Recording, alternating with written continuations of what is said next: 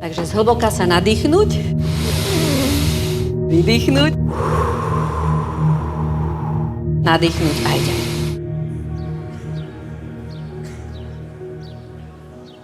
Lebo Boh, ktorý povedal, nech z temnosti zažiari svetlo, zažiaril v našich srdciach, aby svietila známosť slávy Božej v tvári Kristovej.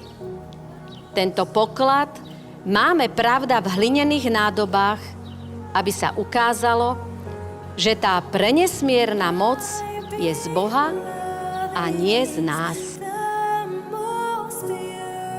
Hlavnou myšlienkou celej Biblie je Boží plán záchrany hriešného človeka prostredníctvom Ježiša Krista.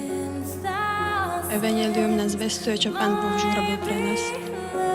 Tak Boh miloval svet, že svojho jednorodeného syna dal, aby nezahynul, ale večný život mal každý, kto verí v Neho. Milovať budeš Pána svojho Boha z celého srdca, z celej duše, z celej sily, z celej mysle a svojho blížneho ako seba samého. Ako sa zmilováva otec nad synmi, tak Hospodin sa zmilováva nad tými, čo sa ho boja.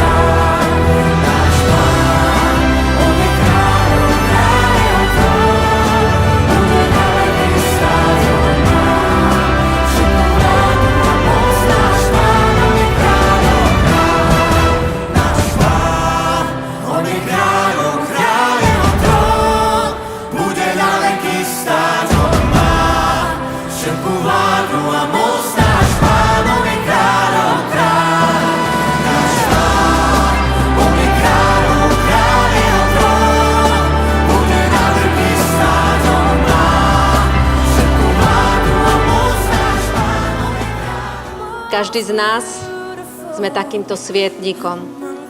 Z času na čas sa sklíčka nášho života dokážu zašpiniť, ale je tu Pán Ježiš, ktorý môže svojou krvou očistiť naše vnútro, naše životy a dať do nás svojho Svätého Ducha, ktorý bude svietiť, presvedcovať náš život a ukazovať nám ten správny smer do Božieho kráľovstva.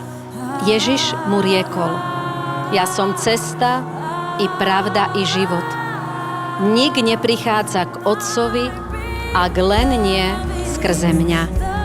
Ja som vinný kmeň a vy ste ratolesti.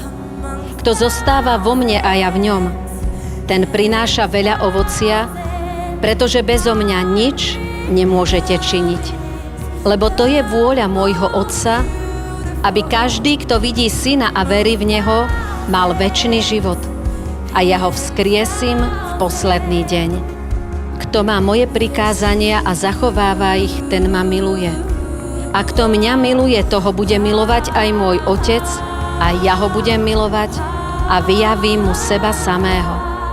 Ježiš mu odpovedal: Ak ma niekto miluje, bude zachovávať moje slovo a môj Otec ho bude milovať a prídeme k nemu a budeme bývať u neho.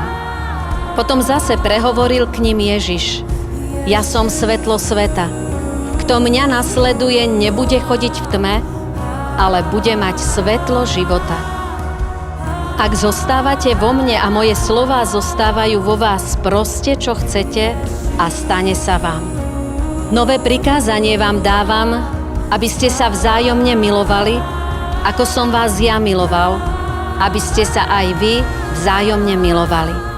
Nie vy ste si mňa vyvolili, ale ja som si vyvolil vás a ustanovil som vás, aby ste šli a prinášali ovocie a vaše ovocie, aby zostávalo tak, aby vám Otec dal čokoľvek by ste v mojom mene prosili od Neho.